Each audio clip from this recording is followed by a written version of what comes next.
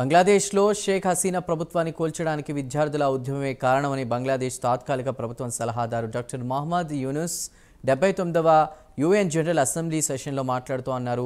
షేక్ హసీనాను గద్దె దించడంలో కీలక పాత్ర పోషించింది మాత్రం విద్యార్థులే. కాగా ప్రభుత్వానికి వ్యతిరేకంగా తిరుగుబాటుకు రాత్రికి రాత్రే చేసిన ప్లాన్ కాదు. దీనికి సుదీర్ఘకాలం పాటు కసరత్తు చేసి అందరికీ సహకారం వల్ల ఎట్టకేలకు షేక్ హసీనాను దేశం నుంచి తరిమి కొట్టామని చెప్పుకొచ్చారు. విద్యార్థులను పొగడ్తలతో ముంచెత్తారు. యూనుస్ ఇంకా ఏమన్నారో ప్రత్యేక కథనంలో మరింత సమాచారాన్ని తెలుసుకుందాం.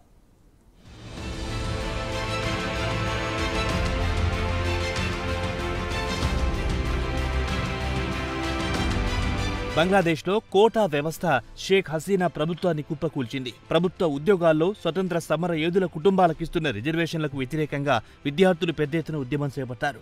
ఈ ఉద్యమం కాస్త హింసకు దారితీసింది. చివరకు బంగ్లాదేశ్లో ఇటు పోలీసులు అటు మిలిటరీ అంతా కుమ్మక్కై షేక్ హసీనాను బలవంతంగా రాజీనామా చేయించి హెలికాప్టర్లో ఇండియాలో దించే వరకు నిద్రపోలేదు. ఇక విద్యార్థుల ఉద్యమం కేవలం ఒక సాకే. వాస్తవానికి ఆమెను గద్దెదించడానికి విద్యార్థులు పకడ్బందీగా ప్లాన్ వేసి ఉద్యమాన్ని కొనసాగించారు.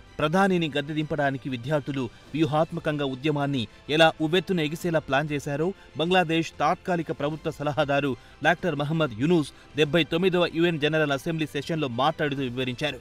న్యూయార్క్లోని యుఎన్ జనరల్ అసెంబ్లీ సెషన్లో యూనుస్ తన స్పెషల్ అసిస్టెంట్ మొహఫూజ్ ఆలంను పరిచయం చేశారు. విద్యార్థుల ఉద్యమం వెనుక మాస్టర్ మైండ్ ఆలం అని చెప్పారు. న్యూయార్క్లోని యుఎన్ జనరల్ అసెంబ్లీ సెషన్లో యూనుస్ తన స్పెషల్ అసిస్టెంట్ మొహఫూజ్ ఆలంను పరిచయం చేశారు. విద్యార్థుల ఉద్యమం వెనుక మాస్టర్ మైండ్ ఆలం అని చెప్పారు. బంగ్లాదేశ్ ప్రభుత్వం మారడానికి కీలక వ్యక్తి ఆయనే అని పొగడ్తలతో ముంచెత్తారు. యుఎన్ జనరల్ అసెంబ్లీ సమావేశంలో ఆయన అమెరికా మాజీ ప్రెసిడెంట్ బిల్ క్లింటన్ పక్కన నిల్చున్నారు. ఈ ఉద్యమంలో కీలక పాత్ర పోషించిన విద్యార్థులను యూనుస్ ప్రశంసలతో ముంచెత్తారు. క్లింటన్ తో పాటు సభికులను ఉద్దేశించి వీరిని చూడండి, చూస్తే మామూలు యువకులు మాదిరిగా కనిపిస్తారు. వీరిని ఎవ్వరు గుర్తుపట్టరు. ఎప్పుడైతే యాక్షన్లో దిగుతారో వారి మాటలు వింటే మీరు గజగజ వణికిపోవాల్సిందేనని యూనుస్ విద్యార్థి నాయకులను చూపిస్తూ అన్నారు. ఉద్యమంలో వారి అంకిత భావం చిత్తశుద్ధి చూస్తే ఇతర విద్యార్థులు ప్రేరణ పొందుతారు. మీరు కావాలనుకుంటే తనను ఏ క్షణమైనా చంపండి, తాము ఉద్యమాన్ని మాత్రం విడనాడమని విద్యార్థులు కరాఖండిగా చెప్పేవారని యూనుస్ అన్నారు. విద్యార్థుల ఉద్యమం గురించి ప్రస్తావిస్తూ ఉద్యమం అప్పటికప్పుడు అనుకోని ప్రారంభించింది కాదు, దీనికి పక్కా ప్రణాళిక ప్రకారం ప్లాన్ చేశారని వివరించారు. విద్యార్థులు ఉద్యమం అయితే ప్రారంభించారు, కానీ వారికి కూడా తెలియదు ఈ ఉద్యమానికి ఎవరు నాయకత్వం వహిస్తున్నారని. కాబట్టి ఎవరిని పట్టుకోవాలో పోలీసులకు కూడా తెలియకుండా పోయింది.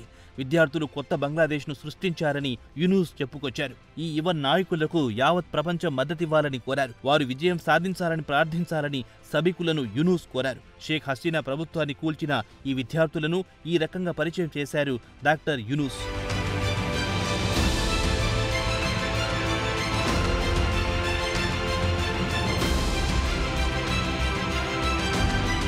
యుఎన్ జనరల్ అసెంబ్లీలో యూనుస్ మాజీ అమెరికా ప్రెసిడెంట్ బిల్ క్లింటన్ పక్కనే నిల్చొని విద్యార్థులను పొగడ్తలతో ముంచెత్తారు. షేక్ హసీనా ప్రభుత్వాన్ని గద్దె దించడంలో కీలక పాత్ర పోషించింది మాస్టర్ మైండ్ మెహఫూజ్ ఆలంను ప్రపంచ వేదికగా అధికారికంగా ఇలా పరిచయం చేయడం అందరినీ ఆశ్చర్యం కలిగించింది. ఈ ఉద్యమం తర్వాత మెహఫూజ్ జీవితమే మారిపోయింది. ఈ యువ నాయకుడు బంగ్లాదేశ్ బరువును మోస్తారని భావిస్తున్నారని అన్నారు యూనుస్.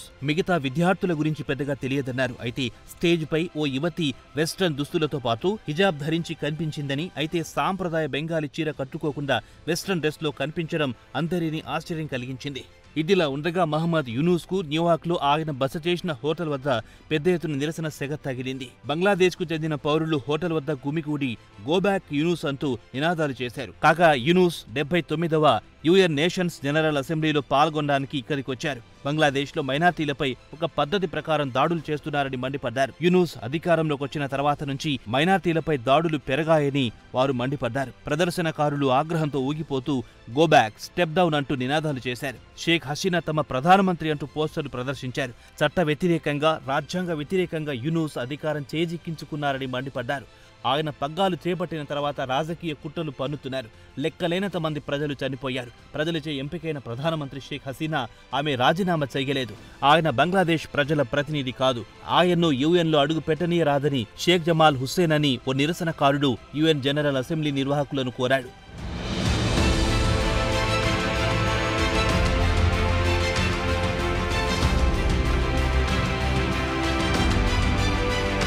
మరో నిరసనకారుడు డిఎం రోనాల్డ్ స్పందిస్తూ దేశంలో శాంతి నెలకొల్పాలని పిలుపునిచ్చారు. తమకు సెక్యులర్ డెమోక్రసీ కావాలన్నారు. యూనూస్ బలవంతంగా అధికారం చేజిక్కించుకున్నారు. ఆయన అధికారంలోకి వచ్చిన తర్వాత నుంచి హిందువులు, ముస్లింలు, క్రిస్టియన్లపై దాడులు జరుగుతున్నాయి. గృహాలు, మసీదులు, చర్చిలను తగలబెడుతున్నారు. బంగ్లాదేశ్లో తమ వాళ్లు సేఫ్ గా లేరని ఆయన అన్నారు. మరో నిరసనకారుడు డాక్టర్ రెహమాన్ స్పందిస్తూ తానిక్కడికొచ్చింది చట్ట వ్యతిరేకంగా ప్రజల నుంచి ఎన్నిక కాని వ్యక్తి 117 మంది మిలియన్ బంగ్లాదేశ్ పౌరులను ఎలా పాలిస్తాడని నిలదీశారు. ఆయన ప్రజల నుంచి ఎన్నిక కాలేదు, అతని విద్యార్థులు నియమించారు.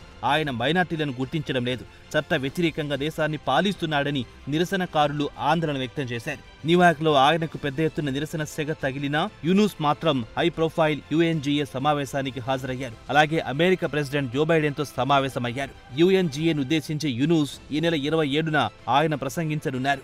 అలాగే యూరోపియన్ యూనియన్, UN నాయకులతో ముఖాముఖి భేటీ కానున్నారు. ప్రజల నుంచి నేరుగా ఎన్నుకోబడని వ్యక్తి ఇలా పెత్తనం చెలాయించడమేమిటని నిరసనకారులు యూనూస్ను నిలదీస్తున్నారు. మరి దీనికి యూనూస్ ఎలాంటి వివరణ ఇస్తారో వేచి చూడాల్సిందే.